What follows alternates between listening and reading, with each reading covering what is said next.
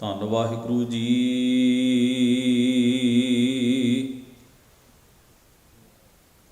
ਸੋਰਠ ਮਹੱਲਾ ਨੌਵਾਂ।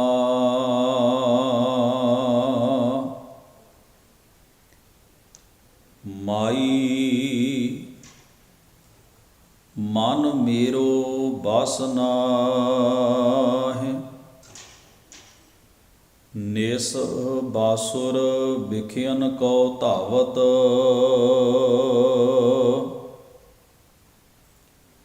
ਕੇਹੇ ਬਿਦ ਰੋਕਉ ਤਾਹਿ,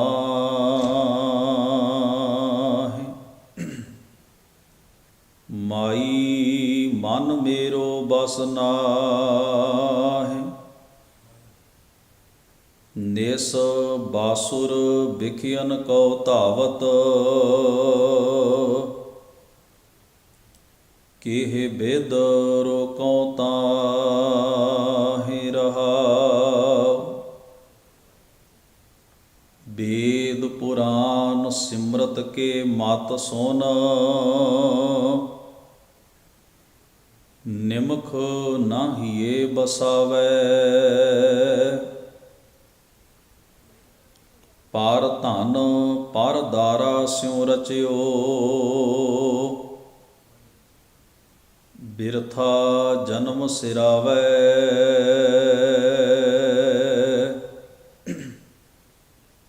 ਮਦ ਮਾਇਆ ਕੈ ਭਇਓ ਬਾਵਰੋ, ਸੂਜਤ ਨਹਿ ਕਛ ਗਿਆਨਾ। ਘਟ ਹੀ ਭੀਤਰ ਬਸਤ ਨਿਰੰਜਨ,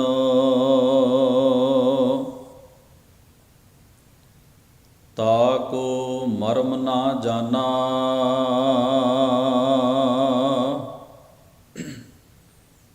ਜਬ ਹੀ ਸ਼ਰਨ ਸਾਧ ਕੀ ਆਇਓ, ਦੁਰਮਤ ਸਗਲ ਬਿਨਾਸੀ। ਤਬ ਨਾਨਕ ਚੇਤਿਓ ਚਿੰਤਾ ਮਨ, ਕਾਟੀ ਜਮ ਕੀ ਫਾਸੀ। ਜਬ ਹੀ ਸ਼ਰਨ ਸਾਧ ਕੀ ਆਇਓ, ਦੁਰਮਤ ਸਗਲ ਬਿਨਾਸੀ।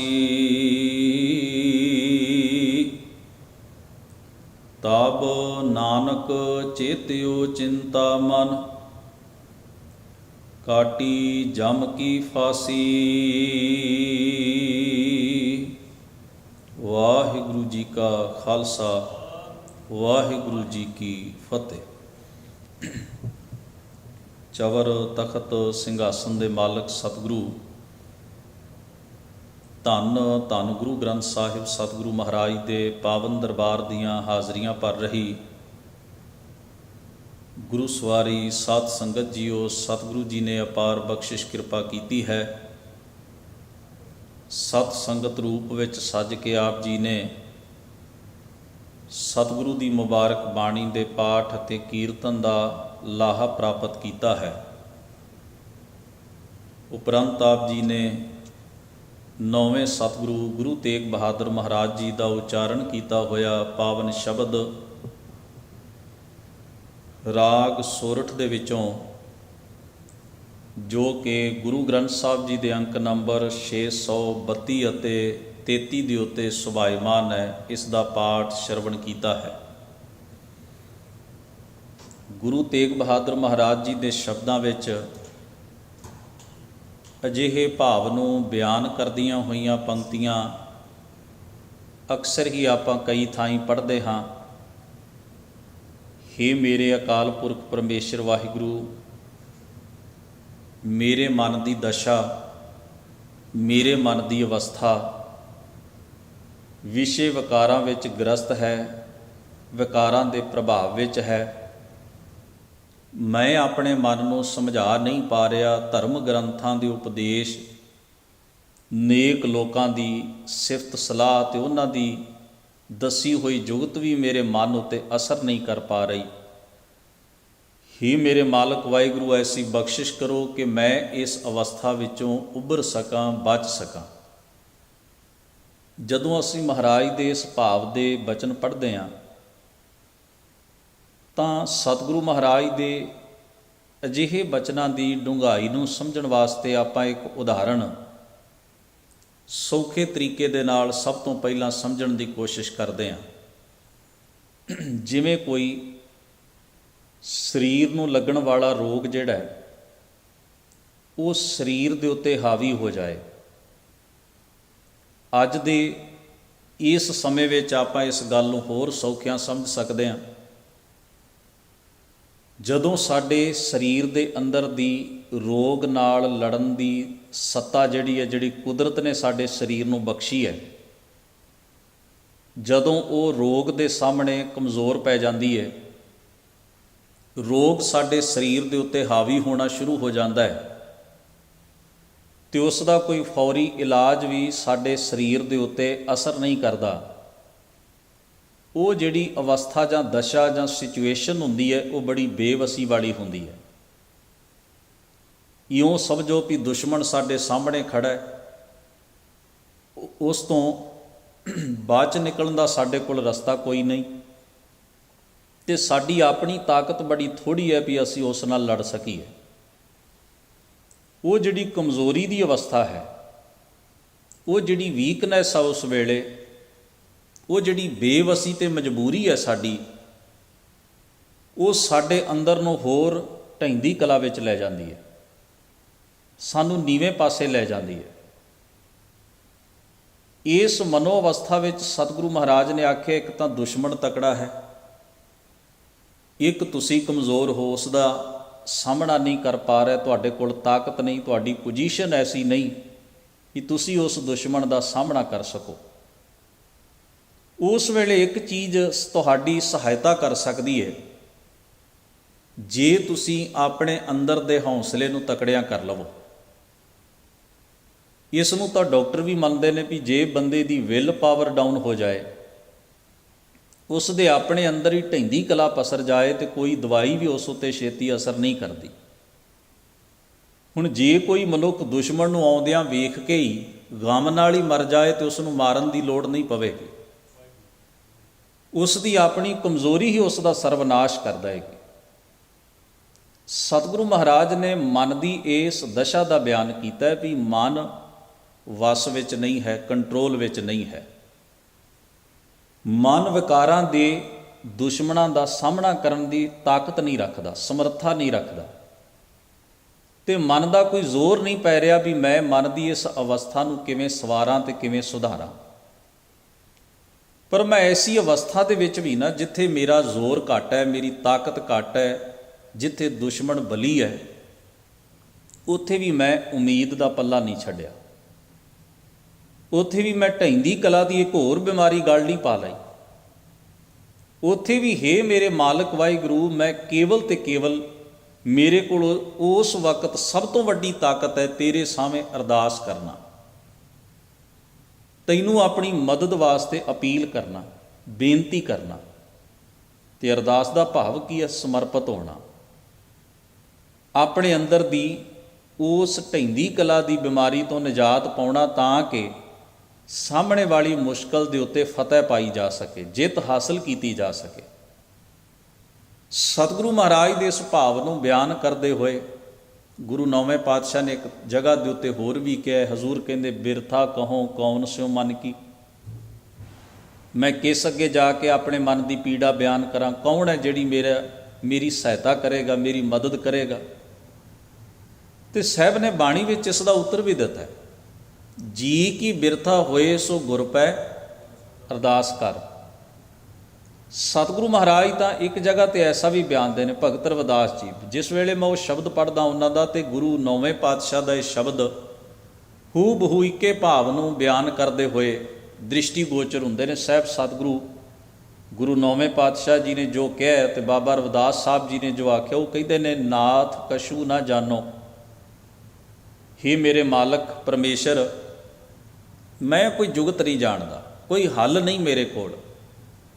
ਮਨ ਮਾਇਆ ਕੇ ਹਾਥ ਬੇਕਾਨੋ, ਮੇਰਾ ਮਨ ਤਾਂ ਇਸ ਦਸ਼ਾ ਦੇ ਵਿੱਚ ਹੈ ਵੀ ਜਿਵੇਂ ਵਿਕ ਗਿਆ ਹੋਵੇ, ਮਾਇਆ ਦੇ ਹੱਥ ਵਿੱਚ ਵਿਕ ਗਿਆ ਹੋਵੇ। ਹੁਣ ਜਿਹੜੀ ਚੀਜ਼ ਵਿਕ ਜਾਏ ਉਹਦੇ 'ਤੇ ਸਾਡਾ ਕੋਈ ਅਧਿਕਾਰ ਨਹੀਂ ਨਾ ਰਹਿ ਜਾਂਦਾ। ਅੱਗੇ ਵੀ ਮੈਂ ਇੱਕ ਦਿਨ ਉਦਾਹਰਣ ਦਿੱਤੀ ਸੀ ਵੀ ਆਪਾਂ ਕਿਸੇ ਦੁਕਾਨ 'ਤੇ, ਸ਼ੌਪ 'ਤੇ, ਸਟੋਰ 'ਤੇ ਕਿਤੇ ਵੀ ਜਾਈ, ਕੋਈ ਚੀਜ਼ ਆਪਾਂ ਖਰੀਦ ਲਈਏ ਜਾਂ ਵੇਚ ਦਈਏ, ਉਹ ਇੱਕ ਹੋ ਜਾਂਦਾ ਸੌਦਾ, ਇੱਕ ਡੀਲ। ਹੁਣ ਜਿਹੜੀ ਚੀਜ਼ ਆਪਾਂ ਵੇਚ ਦਿੱਤੀ ਹੋਵੇ ਕਿਸੇ ਨੂੰ ਅਤੇ ਉਹਦਾ ਮੁੱਲ ਵੱਟ ਲਿਆ ਹੋਵੇ, ਉਹਨੇ ਸਾਨੂੰ ਪੈਸੇ ਦੇ ਦਿੱਤੇ ਨੇ, ਅਸੀਂ ਉਹ ਚੀਜ਼ ਉਹਨੂੰ ਦੇ ਦਿੱਤੀ। ਹੁਣ ਸਾਡਾ ਉਸ ਚੀਜ਼ ਉੱਤੇ ਹੱਕ ਤੇ ਕੋਈ ਨਹੀਂ ਨਾ। ਹੁਣ ਆਪਾਂ ਫਿਰ ਵੀ ਹੱਕ ਜਤਾਈਏ ਵੀ ਮੇਰੀ ਹੈ, ਮੇਰੀ, ਉਹ ਆਖੇਗਾ ਨਹੀਂ, ਇਹਦਾ ਤੈਨੂੰ ਮੁੱਲ ਦੇ ਦਿੱਤਾ, ਹੁਣ ਇਹ ਤੇਰੀ ਨਹੀਂ, ਹੁਣ ਇਹ ਮੇਰੀ ਹੈ।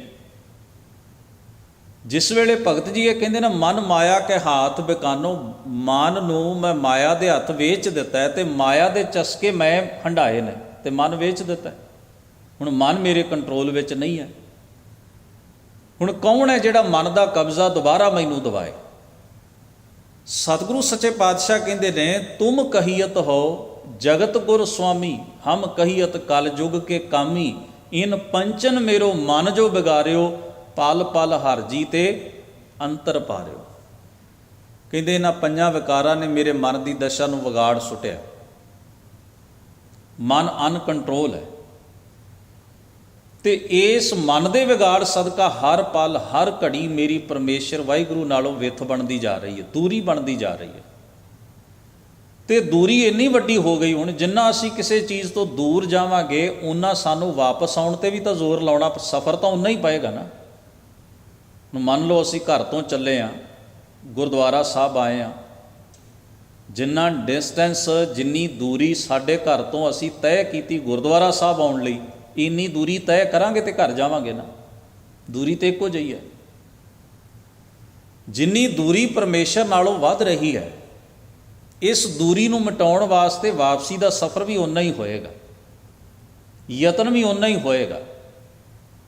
ਅਤੇ ਸਾਹਿਬ ਸਤਿਗੁਰੂ ਮਹਾਰਾਜ ਕਹਿੰਦੇ ਨੇ ਵੀ ਇਸੇ ਕਰਕੇ ਬਹੁਤਾਤ ਲੋਕ ਹੰਬ ਵੀ ਜਾਂਦੇ ਨੇ, ਢਹਿੰਦੀ ਕਲਾ ਦੇ ਸ਼ਿਕਾਰ ਵੀ ਹੋ ਜਾਂਦੇ ਨੇ ਵੀ ਛੱਡੋ, ਹੁਣ ਕੌਣ ਕਰੇਗਾ, ਹੁਣ ਕਿਵੇਂ ਹੋ ਸਕਦਾ। ਪਰ ਸਤਿਗੁਰੂ ਮਹਾਰਾਜ ਕਹਿੰਦੇ ਨਹੀਂ, ਜੇ ਤੂੰ ਚਾਹੇਂ ਤਾਂ ਤੇਰਾ ਇਹ ਸਫ਼ਰ ਦੁਬਾਰਾ ਤੈਨੂੰ ਮਿਲਾਪ ਕਰਵਾ ਸਕਦਾ, ਪਰ ਸਫ਼ਰ ਤੈਨੂੰ ਹੁਣ ਉਲਟੀ ਦਿਸ਼ਾ 'ਚ ਕਰਨਾ ਪਏਗਾ। ਪਹਿਲਾਂ ਤੂੰ ਹੋਰ ਦਿਸ਼ਾ ਵਿੱਚ ਕੀਤਾ, ਹੁਣ ਹੋਰ ਦਿਸ਼ਾ ਵਿੱਚ ਹੋਏਗਾ। ਸਾਹਿਬ ਸਤਿਗੁਰੂ ਮਹਾਰਾਜ ਜੀ ਫਰਮਾਉਂਦੇ ਨੇ, ਹਜ਼ੂਰ ਕਹਿੰਦੇ, ਮਾਈ ਮਨ ਮੇਰੋ ਬਸ ਨਾਹੇ। ਹੇ ਮੇਰੀ ਮਾਂ, ਮੇਰਾ ਮਨ ਮੇਰੇ ਕੰਟਰੋਲ ਵਿੱਚ ਨਹੀਂ, ਵਸ ਵਿੱਚ ਨਹੀਂ। ਕਿਉਂ ਵਸ ਵਿੱਚ ਨਹੀਂ? ਸਤਿਗੁਰੂ ਇਹਦਾ ਕਾਰਨ ਦੱਸਦੇ ਨੇ। ਹਜ਼ੂਰ ਕਹਿੰਦੇ, ਨਿਸ ਬਾਸੁਰ ਵਿਖਿਅਨ ਕਉ ਧਾਵਤ। ਨਿਸ ਦਾ ਮਤਲਬ ਹੁੰਦਾ ਹੈ ਰਾਤ, ਬਾਸੁਰ ਦਾ ਮਤਲਬ ਹੁੰਦਾ ਹੈ ਦਿਨ। ਦਿਨ ਰਾਤ ਯਾਨੀ ਕਿ ਹਰ ਵੇਲੇ। ਜਦੋਂ ਇਹ ਸ਼ਬਦ ਆਏ ਬਾਣੀ ਦੇ ਵਿੱਚ, ਇਹਦਾ ਮਤਲਬ ਹੈ, ਟੀਕਾਕਾਰਾਂ ਨੇ ਇਸ ਦਾ ਭਾਵ ਦਿੱਤਾ ਹੈ ਕਿ ਹਰ ਵੇਲੇ, ਚਾਹੇ ਦਿਨ ਹੋਵੇ ਚਾਹੇ ਰਾਤ ਹੋਵੇ, ਭਾਵ ਅਸੀਂ ਸਮੇਂ ਨੂੰ ਐਵੇਂ ਵੰਡਦੇ ਹਾਂ, ਦਿਨ ਅਤੇ ਰਾਤ, ਭਾਵ ਹਰ ਵੇਲੇ ਹੀ ਮਨ ਦੀ ਦਸ਼ਾ ਕੀ ਹੈ? ਵਿਖਿਅਨ ਕਉ ਧਾਵਤ। ਵਿਖਿਅਨ ਦਾ ਮਤਲਬ ਹੁੰਦਾ ਹੈ ਜ਼ਹਿਰ ਰੂਪ ਖਿਆਲ, ਜ਼ਹਿਰ ਰੂਪ ਚਸਕੇ, ਜ਼ਹਿਰ ਰੂਪ ਕਰਮ, ਜਿਸ ਨੂੰ ਆਪਾਂ ਵਿਸ਼ੇ ਅਤੇ ਵਿਕਾਰ ਆਖਦੇ ਹਾਂ। ਜੀਵਨ ਨੂੰ ਤਬਾਹ ਕਰ ਦੇਣ ਵਾਲਾ ਰਾਹ, ਜਿਸ ਉੱਤੇ ਮਨ ਤੁਰਿਆ ਜਾ ਰਿਹਾ, ਐਸੇ ਚਸਕੇ ਹੰਢਾ ਰਿਹਾ, ਐਸੇ ਖਿਆਲਾਂ ਵਿੱਚ ਖੁੱਭਿਆ ਪਿਆ ਅਤੇ ਐਸੇ ਕਰਮ ਕਰਦਾ। ਪਾਤਸ਼ਾਹ ਜੀ ਆਖਦੇ ਨੇ, ਦਿਨ ਰਾਤ ਨਿਸ ਬਾਸੁਰ ਵਿਖਿਅਨ ਕਉ ਧਾਵਤ। ਧਾਵਤ ਦਾ ਮਤਲਬ ਉਸ ਪਾਸੇ ਦੌੜਦਾ।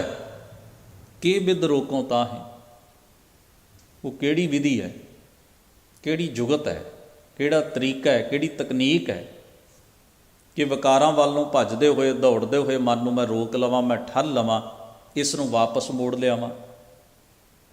ਫਿਰ ਸਾਹਿਬ ਸਤਿਗੁਰੂ ਮਹਾਰਾਜ ਅਗਲੇ ਬੰਦ ਵਿੱਚ ਆਖਦੇ ਨੇ ਵੀ ਵੇਖੋ, ਮਨ ਦੀ ਦਸ਼ਾ ਇੰਨੀ ਖਰਾਬ ਹੈ, ਵੇਦ ਪੁਰਾਨ ਸਿਮਰਤ ਕੇ ਮਤ ਸੁਨ ਨਿਮਖ ਨਾ ਹੀਏ ਬਸਾਵੈ। ਵੀ ਉੱਤਮ ਧਰਮ ਪੁਸਤਕਾਂ ਦੇ ਪਾਠ ਵੀ ਸੁਣਦਾ ਹੈ, ਉਪਦੇਸ਼ ਵੀ ਸੁਣਦਾ ਹੈ। ਮਤ ਦਾ ਮਤਲਬ ਹੈ ਉਪਦੇਸ਼, ਮਤ ਸੁਣਨਾ, ਉਪਦੇਸ਼ ਸੁਣਨਾ। ਵੇਦ ਪੁਰਾਨ ਸਿਮਰਤ ਕੇ ਮਤ ਸੁਨ ਨਿਮਖ ਨਾ ਹੀਏ ਬਸਾਵੈ।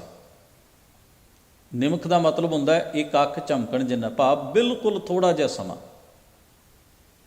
ਥੋੜ੍ਹਾ ਜਿਹਾ ਸਮਾਂ ਵੀ ਉਹ ਚੰਗਾ ਬਚਨ ਫੜ ਕੇ ਨਹੀਂ ਰੱਖਦਾ, ਆਪਣੇ ਅੰਦਰ ਟਿਕਾ ਕੇ ਨਹੀਂ ਰੱਖਦਾ। ਇੰਨੀ ਕਮਜ਼ੋਰ ਦਸ਼ਾ ਹੋ ਗਈ ਹੈ। ਜਿਵੇਂ ਤੁਸੀਂ ਵੇਖੋ ਨਾ, ਕਿਸੇ ਮਨੁੱਖ ਨੂੰ ਰੋਗ ਬਹੁਤ ਚਿਰ ਦਾ ਹੋਵੇ ਤੇ ਉਸ ਨੂੰ ਕਈ ਵਾਰ ਫੂਡ ਵੀ ਜਿਹੜਾ ਪਾਈਪਾਂ ਰਾਹੀਂ ਦਿੱਤਾ ਜਾਂਦਾ, ਕਿਉਂਕਿ ਉਹਦੀ ਪਾਚਨ ਸ਼ਕਤੀ ਜਿਹੜੀ ਹੈ, ਉਹਦਾ ਮਿਹਦਾ ਇੰਨਾ ਕਮਜ਼ੋਰ ਹੋ ਜਾਂਦਾ ਵੀ ਉਹ ਕੋਈ ਵੀ ਫੂਡ ਪਚਾ ਨਹੀਂ ਸਕਦਾ। ਅਤੇ ਹੁਣ ਜੇ ਉਸ ਨੂੰ ਹੈਲਥੀ ਫੂਡ ਦੇ ਦਿੱਤਾ ਜਾਏ ਖਾਣ ਵਾਸਤੇ ਉਸ ਵੇਲੇ, ਤਾਂ ਸ਼ਾਇਦ ਉਹ ਹੋਰ ਵੀ ਜ਼ਿਆਦਾ ਬਿਮਾਰ ਪੈ ਜਾਏ। ਹੁਣ ਜਿੰਨੀ ਵੀਕਨੈਸ ਹੈ ਬੋਡੀ ਨੂੰ, ਜਿੰਨਾ ਉਹਦਾ ਪਾਚਨ ਤੰਤਰ ਕਮਜ਼ੋਰ ਹੋ ਗਿਆ, ਉਨਾ ਹੀ ਵਧੀਆ ਫੂਡ ਜਿਹੜਾ ਉਸ ਨੂੰ ਫਿਰ ਬੜਾ ਹੌਲੀ ਹੌਲੀ, ਜਿਉਂ-ਜਿਉਂ ਸਰੀਰ ਜਿਹੜਾ ਉਹਦੀ ਵੀਕਨੈਸ ਘਟੇਗੀ, ਫਿਰ ਉਹ ਚੰਗਾ ਫੂਡ ਖਾਏਗਾ, ਫਿਰ ਹੌਲੀ ਹੌਲੀ ਉਹਨੂੰ ਪਚਣਾ ਸ਼ੁਰੂ ਹੋਏਗਾ। ਸਰੀਰ ਦੀ ਐਸੀ ਦਸ਼ਾ ਹੁੰਦੀ ਹੈ। ਅਤੇ ਜਿਸ ਮਨ ਨੇ ਕਦੇ ਚੰਗਾ ਖਿਆਲ ਅਤੇ ਉੱਤਮ ਉਪਦੇਸ਼ ਹੰਢਾ ਕੇ, ਤਜਰਬਾ ਕਰਕੇ, ਅਨੁਭਵ ਕਰਕੇ ਜੀ ਕੇ ਨਾ ਵੇਖਿਆ ਹੋਵੇ, ਉਹਨੂੰ ਕਿੰਨੇ ਵੀ ਉੱਤਮ ਬਚਨ ਉਹਦੇ ਸਾਹਮਣੇ ਕੋਈ ਕਹਿ ਦੇਵੇ, ਉਹਦੇ ਵਾਸਤੇ ਉਹ ਹਵਾ ਹੋ ਜਾਂਦੇ ਨੇ। ਉਹ ਉਹਨਾਂ ਦੀ ਕਦਰ ਨਹੀਂ ਪਾ ਸਕਦਾ। ਕਾਰਨ, ਕਿਉਂਕਿ ਉਹਨੇ ਉਹ ਰਾਹ ਕਦੇ ਲਿਆ ਹੀ ਨਹੀਂ, ਉਸ ਰਸਤੇ ਦੇ ਉੱਤੇ ਉਹ ਤੁਰਿਆ ਹੀ ਨਹੀਂ। ਹੁਣ ਸਤਿਗੁਰੂ ਕਹਿੰਦੇ, ਜਦੋਂ ਮਨ ਹੀ ਅਨਕੰਟਰੋਲ, ਮਨ ਦੀ ਸਿਚੁਏਸ਼ਨ ਹੀ ਇੰਨੀ ਮਾੜੀ ਹੈ ਵੀ ਦਿਨ ਰਾਤ ਹੀ ਵਿਸ਼ੇ ਵਿਕਾਰਾਂ 'ਚ ਧਾਉਂਦਾ, ਭਟਕਦਾ, ਫਿਰ ਇਹਨੂੰ ਧਰਮ ਗ੍ਰੰਥਾਂ ਦੇ ਜੇ ਉੱਤਮ ਉਪਦੇਸ਼ ਵੀ ਸੁਣਾਉਣਾ ਤਾਂ ਇੱਕ ਨਿਮਖ ਵੀ ਇਹਦੀ ਪਕੜ ਨਹੀਂ ਬਣਦੀ ਵੀ ਉਹਦੇ ਵਿੱਚੋਂ ਇੱਕ ਰਾਈ ਮਾਤਰ ਵੀ, ਥੋੜ੍ਹਾ ਜਿਹਾ ਸਮਾਂ ਵੀ, ਅੱਖ ਝਮਕਣ ਜਿੰਨਾ ਸਮਾਂ ਵੀ ਉਸ ਉਪਦੇਸ਼ ਨੂੰ ਕਿਤੇ ਮਹਿਸੂਸ ਜਾਂ ਫੀਲ ਕਰਕੇ ਵੇਖੇ। ਇੰਨੀ ਮਨ ਦੀ ਦਸ਼ਾ ਮਾੜੀ ਹੋ ਗਈ, ਇੰਨਾ ਮਨ ਕਮਜ਼ੋਰ ਹੋ ਗਿਆ, ਇਹਨਾਂ ਚੰਗੇ ਖਿਆਲਾਂ ਤੋਂ, ਉੱਤਮ ਉਪਦੇਸ਼ਾਂ ਤੋਂ ਇਸ ਦੀ ਦੂਰੀ ਬਣ ਗਈ। ਅਤੇ ਹਜ਼ੂਰ ਮਹਾਰਾਜ ਕਹਿੰਦੇ ਨੇ, ਫਿਰ ਕਰਦਾ ਕੀ ਹੈ, ਪਰ ਧਨ ਪਰ ਦਾਰਾ ਸਿਉ ਰਚਿਓ, ਬਿਰਥਾ ਜਨਮ ਸਿਰਾਵੈ। ਹੁਣ ਬਿਰਤੀ ਐਸੀ ਬਣ ਗਈ ਵੀ ਪਰ ਧਨ, ਧਨ ਦਾ ਮਤਲਬ ਹੁੰਦਾ ਹੈ ਦੂਸਰੇ ਦੀ ਦੌਲਤ। ਜੋ ਦੂਸਰੇ ਕੋਲ ਚੰਗਾ ਹੈ ਉਹਦੇ ਉੱਤੇ ਮੈਲੀ ਨਿਗਾਹ ਰੱਖਦਾ। ਕਿਸੇ ਦਾ ਰੂਪ ਹੋਵੇ, ਕਿਸੇ ਦੀ ਤਾਕਤ ਹੋਵੇ, ਕਿਸੇ ਦੀ ਪਦਵੀ ਹੋਵੇ, ਕਿਸੇ ਦੀ ਦੌਲਤ ਹੋਵੇ, ਕਿਸੇ ਦੀ ਪ੍ਰੋਪਰਟੀ, ਜੋ ਵੀ ਹੈ, ਉਹਦੇ ਉੱਤੇ ਮੈਲੀ ਨਜ਼ਰ ਰੱਖਦਾ। ਪਰ ਧਨ ਪਰ ਦਾਰਾ, ਦਾਰਾ ਦਾ ਮਤਲਬ ਹੈ ਇਸਤਰੀ, ਯਾਨੀ ਕਿ ਪਰਾਇਆ ਰੂਪ ਤੱਕਣਾ। ਇਹ ਸ਼ਬਦ ਜਿਹੜਾ ਹੈ ਪ੍ਰਤੀਕਵਾਚਕ ਹੈ ਔਰ ਹੈ ਸਭਨਾਂ ਲਈ ਇਕਸਾਰ। ਇਸ ਦਾ ਭਾਵ ਹੈ ਵੀ ਪਰਾਈ ਦੌਲਤ ਉੱਤੇ ਅਤੇ ਪਰਾਏ ਰੂਪ ਦੇ ਉੱਤੇ ਹਮੇਸ਼ਾ ਹੀ ਮੋਹਿਤ ਰਹਿੰਦਾ, ਲਾਲਚੀ ਬਿਰਤੀ ਰੱਖਦਾ। ਸਤਿਗੁਰੂ ਪਾਤਸ਼ਾਹ ਜੀ ਆਖਦੇ ਨੇ, ਬਿਰਥਾ ਜਨਮ ਸਿਰਾਵੈ। ਇਹੋ ਜਿਹੇ ਕਰਮ ਤੇ ਕਰਤੂਤ ਕਰਦਿਆਂ ਹੋਇਆਂ ਆਪਣਾ ਜੀਵਨ ਇਹ ਵਿਅਰਥ ਗਵਾ ਲਿਆ, ਅਜਾਈਂ ਗਵਾ ਲਿਆ। ਹੁਣ ਸਤਿਗੁਰੂ ਪਾਤਸ਼ਾਹ ਅੱਗੇ ਆਖਦੇ ਨੇ, ਮਦ ਮਾਇਆ ਕੈ ਭਇਓ ਬਾਵਰੋ। ਮਦ ਦਾ ਮਤਲਬ ਹੁੰਦਾ ਨਸ਼ਾ, ਮਾਇਆ ਦਾ ਇਸ ਨੂੰ ਨਸ਼ਾ ਹੈ ਅਤੇ ਨਸ਼ੇ ਦੇ ਵਿੱਚ ਝੱਲਾ ਹੋਇਆ ਫਿਰਦਾ। ਇਸ ਨਸ਼ੇ ਨੇ ਇਸ ਦੀ ਮੱਤ ਮਾਰੀ ਹੋਈ ਹੈ, ਇਹਦੀ ਸੋਚਣ ਸ਼ਕਤੀ ਖੀਣ ਕਰ ਦਿੱਤੀ ਹੈ। ਜਦੋਂ ਕੋਈ ਬੰਦਾ ਨਸ਼ਾ ਉਹਦੇ ਦਿਮਾਗ 'ਤੇ ਹਾਵੀ ਹੋ ਜਾਏ, ਉਹਦਾ ਆਪਣੀ ਬੋਡੀ ਤੋਂ ਕੰਟਰੋਲ ਵੀ ਹਟ ਜਾਂਦਾ ਅਤੇ ਉਹਦਾ ਆਪਣੀ ਸੋਚਣ ਸ਼ਕਤੀ ਤੋਂ ਕੰਟਰੋਲ ਵੀ ਚਲਿਆ ਜਾਂਦਾ। ਉਹ ਸਧਾਰਨ ਦਿਸਣ ਵਾਲਾ, ਜੈਨੂਅਨ ਦਿਸਣ ਵਾਲਾ ਮਨੁੱਖ ਜਿਹੜਾ ਜਿਸ ਵੇਲੇ ਡਰੱਗ ਲੈਂਦਾ ਹੈ ਅਤੇ ਉਹਦਾ ਬੋਡੀ 'ਤੇ ਕੰਟਰੋਲ ਵੀ ਨਹੀਂ, ਅਤੇ ਉਹਦੀ ਸੋਚਣ ਸ਼ਕਤੀ, ਉਹ ਜਾਂਦਾ ਕਿਤੇ ਹੈ, ਪਹੁੰਚਦਾ ਕਿਤੇ ਹੈ। ਉਹਨੂੰ ਇਹ ਨਹੀਂ ਪਤਾ ਵੀ ਮੇਰੇ ਸਾਹਮਣੇ ਕੌਣ ਖੜਾ ਹੈ, ਬੇਪਛਾਣ ਹੋ ਜਾਂਦਾ ਹੈ। ਉਸ ਲਈ ਸਾਰੇ ਰਿਸ਼ਤੇ ਨਾਤੇ ਆਪਣੇ ਪਰਾਏ ਦਾ ਕੋਈ ਫਰਕ ਨਹੀਂ, ਬੋਲਣਾ ਕੀ ਹੈ ਪਤਾ ਨਹੀਂ, ਜਾਣਾ ਕਿੱਥੇ ਹੈ ਪਤਾ ਨਹੀਂ, ਘਰੋਂ ਕਿਸੇ ਪਾਸੇ ਨਿਕਲਦਾ। ਜਿਸ ਵੇਲੇ ਨਸ਼ਾ ਉਤਰਦਾ ਤੇ ਫਿਰ ਉਹ ਸੋਚਦਾ ਇੱਥੇ ਮੈਂ ਕਿਵੇਂ ਆਇਆ, ਮੈਂ ਇਹ ਕੀ ਕੀਤਾ। ਉਹਨੂੰ ਕੁਝ ਵੀ ਚੇਤਾ ਨਹੀਂ ਵੀ ਉਹਨੇ ਕੀ ਹਰਕਤ ਕੀਤੀ ਹੈ। ਨਸ਼ੇ ਦੀ ਲੋਰ ਦੇ ਵਿੱਚ ਝੱਲਾ ਹੋ ਗਿਆ, ਸੋਚਣ ਸ਼ਕਤੀ ਮਾਰੀ ਗਈ। ਹੁਣ ਸਾਹਿਬ ਸਤਿਗੁਰੂ ਮਹਾਰਾਜ ਕਹਿੰਦੇ ਨੇ, ਜ਼ਰਾ ਸੋਚ ਕੇ ਵੇਖੋ, ਉਹ ਤੇ ਨਸ਼ੇ ਦੀ ਕੋਈ ਹੱਦ ਹੈ। ਉਹ ਪਾਗਲਪਨ ਉਹਨਾਂ ਚਿਰ ਰਹਿੰਦਾ ਜਿੰਨਾ ਚਿਰ ਨਸ਼ਾ ਹੈ। ਇਹ ਨਸ਼ਾ ਤੇ ਸਾਰੀ ਜ਼ਿੰਦਗੀ ਹੋ ਸਕਦਾ ਉਤਰੇ ਨਾ। ਇਹ ਨਸ਼ਾ ਤੇ ਸੁਰਤ ਤੇ ਮਨ ਦੇ ਅੰਦਰ ਇੰਨਾ ਗਹਿਰਾ ਅਸਰ ਕਰ ਲੈਂਦਾ ਵੀ ਸਤਿਗੁਰੂ ਮਹਾਰਾਜ ਕਹਿੰਦੇ ਨੇ, ਸਾਰੀ ਜ਼ਿੰਦਗੀ ਹੀ ਇਸ ਨਸ਼ੇ ਦੇ ਝੱਲ ਪੁਣੇ ਵਿੱਚ ਗੁਜ਼ਰ ਜਾਂਦੀ ਹੈ। ਮਦ ਮਾਇਆ ਕੈ ਭਇਓ ਬਾਵਰੋ। ਫਿਰ ਅੱਗੇ ਕਹਿੰਦੇ ਨੇ, ਸੂਝਤ ਨਹਿ ਕਛ ਗਿਆਨਾ। ਗਿਆਨਾਂ ਦਾ ਮਤਲਬ ਹੈ ਅਕਲ, ਸੋਝੀ, ਵਿਵੇਕ, ਵਿਵੇਕ ਦਾ ਕੋਈ ਖਿਆਲ ਵੀ ਸੁੱਝਦਾ ਨਹੀਂ, ਔੜਦਾ ਨਹੀਂ। ਜਿਤਨੇ ਵੀ ਮਨੁੱਖ ਕਰਤੱਵ ਕਰਦਾ ਹੈ, ਈਰਖਾ ਵਸ ਹੋ ਕੇ, ਕ੍ਰੋਧ ਵਸ ਹੋ ਕੇ, ਲੋਭ ਤੇ ਕਾਮ ਵਸ ਹੋ ਕੇ, ਦਵੈਸ਼ ਵਸ ਹੋ ਕੇ, ਮੇਰ ਤੇਰ ਤੇ ਨਫ਼ਰਤ ਵਸ ਹੋ ਕੇ, ਹੰਕਾਰ ਵਸ ਹੋ ਕੇ, ਜਾਨੀ ਕਿ ਉਹ ਇੱਕ ਮਾੜੀ ਬਿਰਤੀ ਛੱਡਦਾ ਹੈ ਤੇ ਦੂਜੇ ਮਾੜੀ ਬਿਰਤੀ ਦੇ ਵਿੱਚ ਡੁੱਬ ਜਾਂਦਾ ਹੈ। ਇਹ ਨਸ਼ੇ ਦਾ ਜਿਹੜਾ ਪ੍ਰਭਾਵ ਹੈ ਸਾਰੀ ਜ਼ਿੰਦਗੀ ਨਹੀਂ ਟੁੱਟਦਾ। ਇਸ ਨੂੰ ਸਾਹਿਬ ਸਤਿਗੁਰੂ ਮਹਾਰਾਜ ਨੇ ਬਾਣੀ ਦੇ ਵਿੱਚ ਕਿਹਾ, ਜੋਬਨ ਧਨ ਪ੍ਰਭਤਾ ਕੈ ਮਦ ਮੈਂ ਐਨਸ ਰਹਿ ਦੀਵਾਨਾ। ਦੀਵਾਨਾ ਦਾ ਮਤਲਬ ਹੈ ਝੱਲਾ, ਕਮਲਾ। ਜੋਬਨ ਦਾ ਨਸ਼ਾ ਹੈ, ਧਨ ਦਾ ਨਸ਼ਾ ਹੈ, ਪ੍ਰਭਤਾ ਦਾ ਨਸ਼ਾ ਹੈ। ਸਾਹਿਬ ਸਤਿਗੁਰੂ ਗੁਰੂ ਅੰਗਦ ਸਾਹਿਬ ਮਹਾਰਾਜ ਦਾ ਜੀਵਨ ਪੜ੍ਹਦਿਆਂ ਇੱਕ ਬਚਨ ਆਉਂਦਾ ਹੈ। ਸਤਿਗੁਰੂ ਮਹਾਰਾਜ ਹਰੀਕੇ ਨਗਰ ਵਿੱਚ ਕੁਝ ਸਮਾਂ ਰਹੇ ਸਨ, ਜਿਸ ਵੇਲੇ ਸਤਿਗੁਰੂ ਪਾਤਸ਼ਾਹ ਨੇ ਆਪਣਾ ਜਨਮ ਅਸਥਾਨ ਜਿਹੜਾ ਹੈ ਸਰਾਏ ਨਾਗਾ, ਮੱਤੇ ਦੀ ਸਰਾਂ, ਜਿਸ ਵੇਲੇ ਛੱਡਿਆ ਸੀ। ਅਤੇ ਸਤਿਗੁਰੂ ਮਹਾਰਾਜ ਖਡੂਰ ਆਉਣ ਤੋਂ ਪਹਿਲਾਂ ਕੁਝ ਸਮਾਂ ਉਸ ਨਗਰ ਵਿੱਚ ਰਹੇ ਅਤੇ ਉੱਥੇ ਸਤਿਗੁਰੂ ਦੇ ਪਰਿਵਾਰ ਨੇ, ਉਹਨਾਂ ਦੇ ਪਿਤਾ ਜੀ ਨੇ ਕੁਝ ਸਮਾਂ ਦੁਕਾਨਦਾਰੀ, ਸ਼ਾਹੂਕਾਰੇ ਦਾ ਕੰਮ ਕਰਨ ਦਾ ਯਤਨ ਕੀਤਾ, ਜੋ ਚੱਲਿਆ ਨਾ। ਅਤੇ ਉੱਥੋਂ ਫਿਰ ਉਹਨਾਂ ਨੇ ਖਡੂਰ ਦੀ ਧਰਤੀ ਦੇ ਉੱਤੇ ਆ ਕੇ ਆਪਣਾ ਪੱਕਾ ਵਸੇਬਾ ਕਰ ਲਿਆ। ਸਤਿਗੁਰੂ ਗੁਰੂ ਅੰਗਦ ਸਾਹਿਬ ਮਹਾਰਾਜ ਜਿਸ ਵੇਲੇ ਗੁਰਤਾ ਗੱਦੀ ਦੀ ਦਾਤ ਗੁਰੂ ਨਾਨਕ ਮਹਾਰਾਜ ਤੋਂ ਲੈ ਕੇ ਜੋਤ ਜੁਗਤ ਦੇ ਵਾਰਸ ਬਣ ਕੇ ਧਰਮ ਪ੍ਰਚਾਰ ਹਿੱਤ ਪ੍ਰਚਾਰ ਦੌਰਾ ਕਰ ਰਹੇ ਸਨ, ਅਤੇ ਸਤਿਗੁਰੂ ਸਫ਼ਰ ਕਰਦਿਆਂ ਕਰਦਿਆਂ ਹਰੀਕੇ ਨਗਰ ਵਿੱਚ ਇੱਕ ਵਾਰ ਆਏ। ਇਸ ਨਗਰ ਦਾ ਇੱਕ ਚੌਧਰੀ ਸੀ, ਚੌਧਰੀ ਬਖਤਾਵਰ। ਕੁਝ ਪਿੰਡਾਂ ਦਾ ਮਾਲੀਆ ਇਕੱਠਾ ਕਰਨਾ, ਕੁਝ ਪਿੰਡਾਂ ਦਾ ਕੰਟਰੋਲ ਜਿਨ੍ਹਾਂ ਦੇ ਕੋਲ ਹੁੰਦਾ ਸੀ, ਉਹਨੂੰ ਚੌਧਰੀ ਕਹਿੰਦੇ ਸਨ। ਚੌਧਰੀ ਮਾਲੀਆ ਉਗਰਾ ਕੇ ਪਰਗਣੇ ਦੇ ਨੁਮਾਇੰਦੇ ਨੂੰ ਦੇ ਕੇ ਆਉਂਦੇ ਸਨ, ਹਾਕਮ ਨੂੰ, ਅਤੇ ਹਾਕਮ ਉਹ ਟੈਕਸ ਜਿਹੜਾ ਸੀ ਉਹ ਅੱਗੋਂ ਗਵਰਨਰ ਨੂੰ, ਸੂਬੇਦਾਰ ਨੂੰ ਅਦਾ ਕਰਕੇ ਆਉਂਦਾ ਸੀ। ਇਵੇਂ ਵੰਡ ਹੁੰਦੀ ਸੀ ਪੁਰਾਣੇ ਸਮੇਂ ਵਿੱਚ ਰਾਜ ਭਾਗ ਦੀ।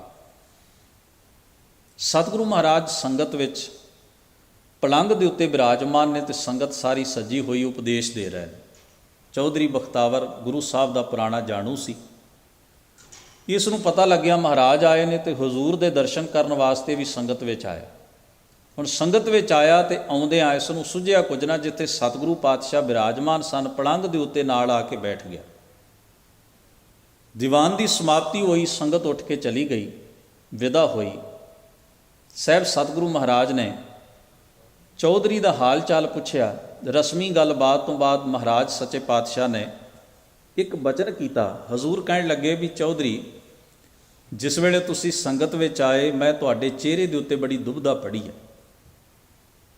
ਤੁਹਾਡੇ ਚਿਹਰੇ ਦੇ ਉੱਤੇ ਮੈਂ ਕੁਝ ਪਰੇਸ਼ਾਨੀ ਦੇ ਨਿਸ਼ਾਨ ਵੇਖੇ ਨੇ। ਤੁਹਾਡੇ ਚਿਹਰੇ ਤੋਂ ਇਵੇਂ ਲੱਗ ਰਿਹਾ ਸੀ ਵੀ ਤੁਸੀਂ ਕਿਸੇ ਕਸ਼ਮਕਸ਼ ਵਿੱਚੋਂ ਕੋਈ ਨਿਰਣਾ ਨਹੀਂ ਕਰ ਪਾ ਰਹੇ। ਕੀ ਗੱਲ ਸੀ? ਹੁਣ ਉਸ ਨੂੰ ਯਾਦ ਆਇਆ ਵੀ ਜਿਸ ਵੇਲੇ ਮੈਂ ਸੰਗਤ ਵਿੱਚ ਆਇਆ ਸਾਂ, ਸਾਰੀ ਸੰਗਤ ਆਰਾਮ ਨਾਲ ਬਰਾਬਰ ਬੈਠੀ ਹੋਈ ਸੀ, ਅਤੇ ਆਉਂਦਿਆਂ ਸਾਰੀ ਦਿਮਾਗ ਵਿੱਚ ਖਿਆਲ ਆਇਆ ਵੀ ਥੋੜ੍ਹਾ ਸਮਾਂ ਰੁਕ ਕੇ ਆ ਜਾਂਦੇ। ਹੁਣ ਬਹਿਣਾ ਕਿੱਥੇ ਹੈ? ਮੈਂ ਰਿਹਾ ਚੌਧਰੀ, ਇਹ ਨੇ ਪਿੰਡ ਦੇ ਲੋਕ, ਇਹ ਅੱਗੋਂ ਪਿੱਛੋਂ ਮੈਨੂੰ ਸਲਾਮਾਂ ਕਰਦੇ ਨੇ, ਖਲੋ ਕੇ ਮੇਰਾ ਇਸਤਕਬਾਲ ਕਰਦੇ ਨੇ, ਮੇਰਾ ਆਦਰ ਕਰਦੇ ਨੇ, ਸਤਿਕਾਰ ਕਰ। ਹੁਣ ਮੈਂ ਇਹਨਾਂ ਦੇ ਬਰਾਬਰ ਬੈਠਾ। ਇਹਨਾਂ 'ਚ ਕਈ ਤਥਾ ਕਥਿਤ ਨੀਵੀਂ ਜਾਤ ਦੇ ਨੇ, ਕੋਈ ਗਰੀਬ ਨੇ, ਕੋਈ ਮੇਰੇ ਨੌਕਰ ਨੇ। ਜਿਹੜੇ ਲੋਕ ਮੈਨੂੰ ਸਲਾਮ ਕਰਦੇ ਨੇ, ਹੁਣ ਮੈਂ ਜੇ ਉਹਨਾਂ ਦੇ ਬਰਾਬਰ ਬੈਠਾ ਤਾਂ ਮੇਰੀ ਇੱਜ਼ਤ ਕੀ ਰਹੇਗੀ? ਇਹ ਕਸ਼ਮਕਸ਼ ਵੀ ਹੁਣ ਬੈਠਾ ਕਿੱਥੇ, ਸੁੱਝਿਆ ਕੁਝ ਨਾ। ਉਹਨਾਂ ਦੇ ਬਰਾਬਰ ਤਾਂ ਉਹਨੇ ਬਹਿਣਾ ਹੀ ਕੀ ਸੀ, ਉਹ ਮਹਾਰਾਜ ਦੇ ਪਲੰਘ ਉੱਤੇ ਆ ਕੇ ਬੈਠ ਗਿਆ। ਸਤਿਗੁਰੂ ਉਹਦੇ ਅੰਦਰ ਦੀ ਗੁੰਝਲ ਕੱਢਣਾ ਚਾਹੁੰਦੇ ਸਨ। ਇਹ ਨਹੀਂ ਸੀ ਵੀ ਮਹਾਰਾਜ ਨੂੰ ਇਸ ਗੱਲ ਦਾ ਕੋਈ ਪ੍ਰਭਾਵ ਸੀ ਵੀ ਉਹ ਮੇਰੇ ਪਲੰਘ ਉੱਤੇ ਆ ਕੇ ਕਿਉਂ ਬੈਠਾ, ਐਸੀ ਕੋਈ ਗੱਲ ਨਹੀਂ। ਮਹਾਰਾਜ ਤਾਂ ਉਹਦੇ ਅੰਦਰ ਦੀ ਇਹ ਦੁਬਿਧਾ ਅਤੇ ਉਹਦੇ ਅੰਦਰ ਦੀ ਇਹ ਮੇਰ ਤੇਰ ਖਤਮ ਕਰਨਾ ਚਾਹੁੰਦੇ ਸਨ। ਵੀ ਵੇਖੋ ਨਾ, ਜਿਨ੍ਹਾਂ ਲੋਕਾਂ ਦੇ ਸਿਰ ਦੇ ਉੱਤੇ ਮਨੁੱਖ ਵੱਡਾ ਬਣਦਾ ਹੈ, ਉਹਨਾਂ ਨੂੰ ਹੀ ਪੈਰਾਂ ਥੱਲੇ ਕੁਚਲ ਦੇਣਾ ਚਾਹੁੰਦਾ ਹੈ, ਉਹਨਾਂ ਦੀ ਹੀ ਇੱਜ਼ਤ ਨਹੀਂ ਕਰਦਾ। ਹੁਣ ਚੌਧਰੀ ਕਿਸੇ ਖਾਲੀ ਖੰਡਰ ਦੇ ਉੱਤੇ, ਇੱਟਾਂ ਦੇ ਉੱਤੇ ਆਪਣਾ ਚੌਧਰਪੁਣਾ ਥੋੜ੍ਹੀ ਚਲਾਏਗਾ। ਜੇ ਕੋਈ ਵੱਡਾ ਹੈ ਤਾਂ ਉਹ ਵੱਡਾ ਵੀ ਤਾਂ ਕਿਸੇ ਦੇ ਸਿਰ 'ਤੇ ਹੀ ਹੈ ਨਾ, ਜ਼ਰਾ ਸੋਚੋ।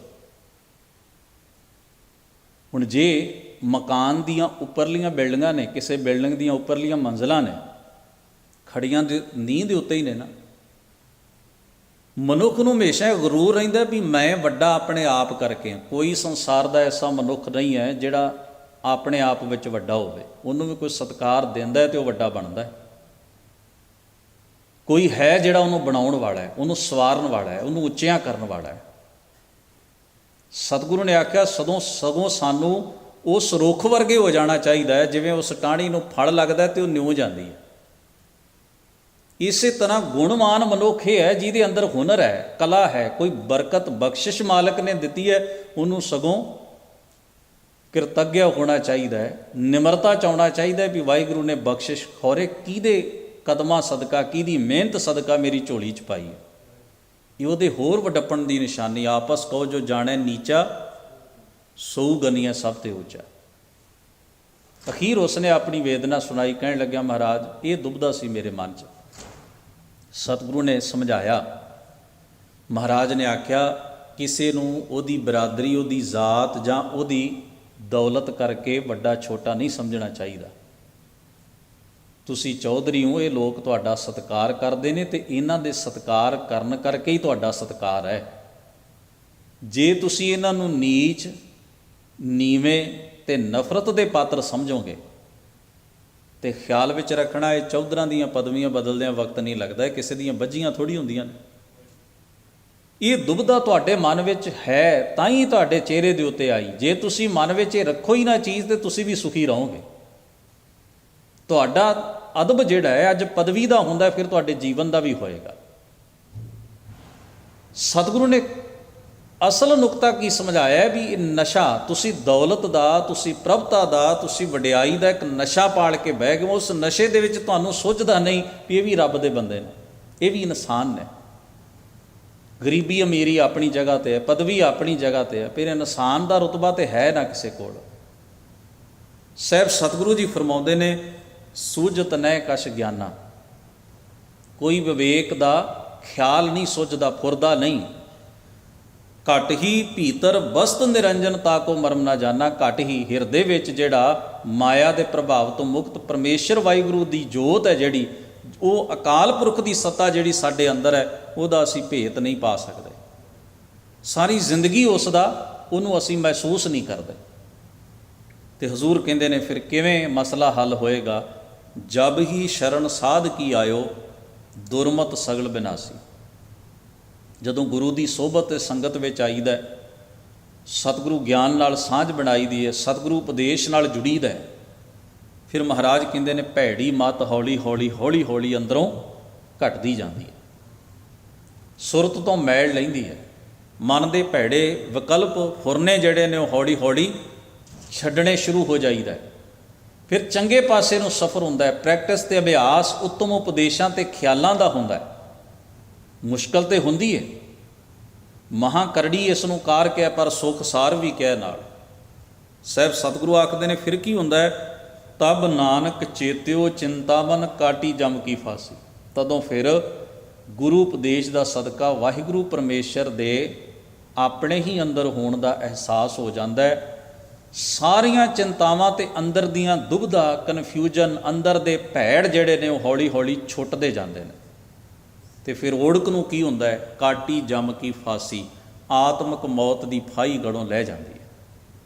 ਮਨੁੱਖ ਦੇ ਅੰਦਰ ਫਿਰ ਚੰਗੇ ਫੁਰਨਿਆਂ ਦਾ, ਵਿਵੇਕ ਬੁੱਧ ਦਾ ਹੌਲੀ ਹੌਲੀ ਵਿਚਾਰ ਉਪਜਦਾ ਹੈ। ਮਨੁੱਖ ਦੀ ਹਿਰਦਾ ਰੂਪੀ ਭੂਮੀ ਜ਼ਰਖੇਜ਼ ਹੋ ਜਾਂਦੀ ਹੈ, ਉਪਜਾਊ ਬਣ ਜਾਂਦੀ ਹੈ, ਜਿੱਥੇ ਚੰਗੇ ਵਿਚਾਰਾਂ ਦਾ, ਗੁਣਾਂ ਦਾ ਪ੍ਰਭਾਵ ਵਧਣਾ ਸ਼ੁਰੂ ਹੋ ਜਾਂਦਾ ਹੈ। ਇਵੇਂ ਅਧਰਮ ਤੋਂ ਧਰਮ ਵਾਲੇ ਪਾਸੇ ਨੂੰ ਜੀਵ ਸਫ਼ਰ ਕਰ ਲੈਂਦਾ ਹੈ। ਸਾਹਿਬ ਸਤਿਗੁਰੂ ਰਹਿਮਤ ਕਿਰਪਾ ਬਖਸ਼ਿਸ਼ ਕਰਨ। ਇਸ ਸ਼ਬਦ ਦਾ ਜੋ ਉੱਤਮ ਭਾਵ ਸਤਿਗੁਰੂ ਜੀ ਨੇ ਸਾਨੂੰ ਬਖਸ਼ਿਸ਼ ਕੀਤਾ ਹੈ, ਉਹ ਸਾਡੇ ਸਭਨਾਂ ਦੇ ਜੀਵਨ ਦਾ ਹਿੱਸਾ ਬਣੇ। ਗੁਰੂ ਮਹਾਰਾਜ ਹੋਈਆਂ ਭੁੱਲਾਂ ਚੁੱਕਾਂ ਦੀ ਖਿਮਾ ਬਖਸ਼ਿਸ਼ ਕਰਨ। ਆਪ ਸਭਨਾਂ ਦਾ ਧੰਨਵਾਦ। ਅਦਬ ਸਹਿਤ ਗੁਰੂ ਫਤਿਹ ਨਾਲ ਸਾਂਝ ਬਣਾਓ। ਵਾਹਿਗੁਰੂ ਜੀ ਕਾ ਖਾਲਸਾ, ਵਾਹਿਗੁਰੂ ਜੀ ਕੀ ਫਤਿਹ।